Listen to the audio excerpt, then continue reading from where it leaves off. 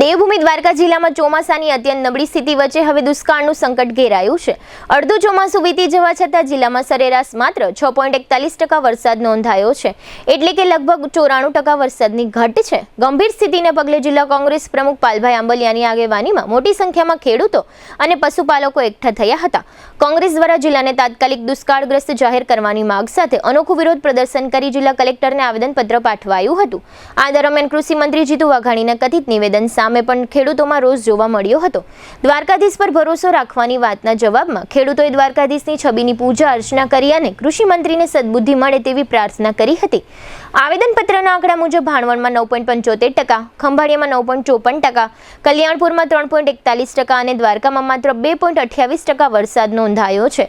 કોંગ્રેસનો દાવો છે કે 60%થી વધુ વરસાદની ઘટ ધરાવતો વિસ્તાર નિયમો મુજબ અતિ ગંભીર શ્રેણીમાં આવે છે। પાલભાઈ આંબલિયાએ આક્ષેપ કર્યો કે જો સરકારનું કામકાજ ન હોય અને બધું ભગવાન દ્વારકાધીશ પર છોડવાનું હોય તો કૃષિ મંત્રીએ પોતાના પદ પરથી રાજીનામું આપી દેવું જોઈએ।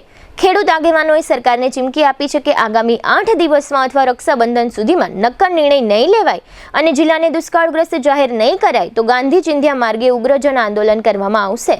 આ બાબતે કૃષિ મંત્રી જીતુભાઈ વાઘાણીએ એમ પણ કહ્યું છે કે સરકાર પણ કોઈ પણ પરિસ્થિતિને પહોંચી વળવા પાછી પાની નહીં કરે।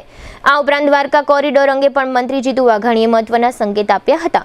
અંબાજી, સોમનાથ, કાશી વિશ્વનાથ અને ઉજ્જૈન બાદ હવે દ્વારકા કોરિડોર તરફ આગળ વધવાની વાત તેમણે કરી હતી।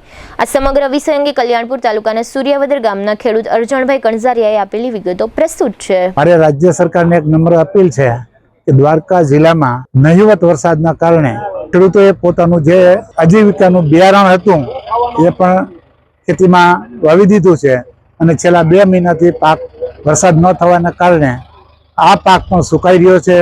ખેડૂતોના ઢોરને ઘાસચારાની તકલીફ છે, કારણ કે ગયા વર્ષે અતિવૃષ્ટિના કારણે ઘાસ એનો જે મગફળીનો ડૂચો હતો એ બધો પલળી જવાના કારણે ઘાસ જથ્થો નથી। બીજું કે વરસાદ ન થવાને કારણે જે મજૂર વર્ગ છે એને પણ મજૂરી કામ નથી મળતું, એટલે એ લોકોને પણ આજીવિકાનો પ્રશ્ન હોય।